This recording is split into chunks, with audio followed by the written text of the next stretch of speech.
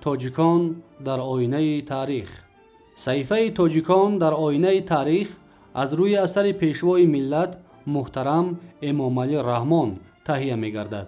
تاریخ را برای آن می آموزیم که از سرگذشت پر افتخار و عبرت آموز نیاگان آگاه شویم، سبق گیریم و این دانش‌ها را در ترتیب دادن نقشه معینی رشد امروز و فردای دولت و ملت کاربست نماییم.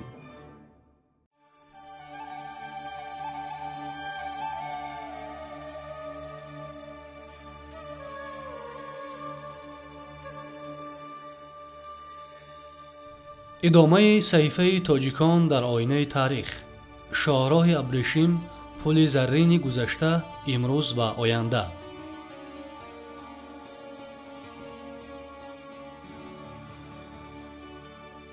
باید ذکر کرد که در بابت مرزها، شهرها، کوه و دریاها، راههای خرد و بزرگ و عرف و عادت ساکنان بدخشان که پاره از ملک تخارستان آن وقته یعنی باختر قدیم به شمار می رفت، مورخان و سیاحان چینی سان یون، سیوان تزن، خوی چاو و گون معلومات فراوان آوردند که در آنها از شهرک و دهه‌های آباد، مرزهای حاصلخیز، باغ و راغ، راههای خرد و بزرگ، اشترهای باختری و اسب‌های تیزتک سخن می رود. نهایت از سفرهای سیاح ونیزیایی مارکو پولو که آخر عصر 13 به بدخشان آمده است یادآور شدن لازم است. این سیاح مشاهده‌کار و نکته‌سنج قریب 20 سال عمرش را به سفر بخشیده سوار کشتی تاجران از ونیزیا به آسیای خرد آمد.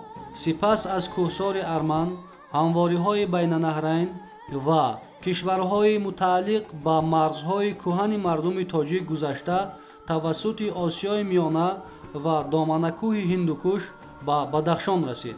او در اثرش کتاب مارکو پولو از حیات اقتصادی و اجتماعی و مدنی خلق‌های شرق از جمله زراعتکاری و باغ و راغ ساکنان مرو و بلخ، اسب‌های بیده و تیزتک آنها، از لعل و یاقوت، نباتات و حیوانات و مشغولیت مردم بدخشان معلومات نادری می‌آورد.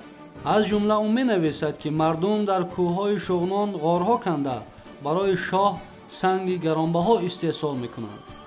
همچنین از چراگاه‌های سیرعلف و گوسفندان کلان وحشی خبر می‌دهد که شاخهایشان تا 6 وجب درازی داشته است.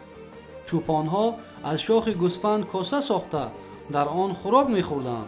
به قول مارکو پولو پادشاهان بدخشان خود را از نسل اسکندر مقدونی و دختر دارا می‌شمارند.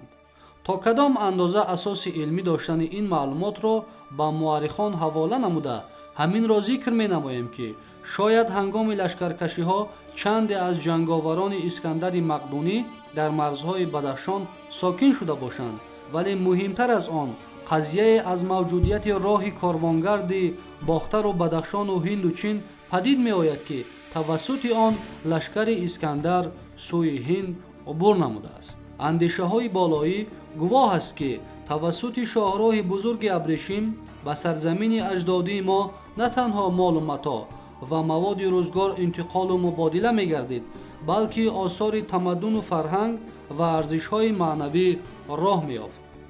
راه بزرگ ابریشم با راه و پیره‌های سرشمارش در جسم سرزمین نیاگان ما باختر و سعود قدیم مثل رگ‌های خونگرد بود که حیات مدنی و اقتصادی شهرها را به گردش می آورد، بازار و کاروانسرای‌ها را تقاضا می کرد، به رشد و نموی ساحه‌های مختلف هنرمندی مساعدت می نمود. حتی در مرزهای بدخشان عهد قدیم که کنارترین و دوردستترین حدود سرزمین اجدادی ما بود، تجارت و هنرمندی گسترش یافت، استخراج معدن و سنگ‌های گرانبها اوج گرفت، کاروانسرای و منزلگاه‌ها و قلعه و شهرستان‌ها بنیاد شدند.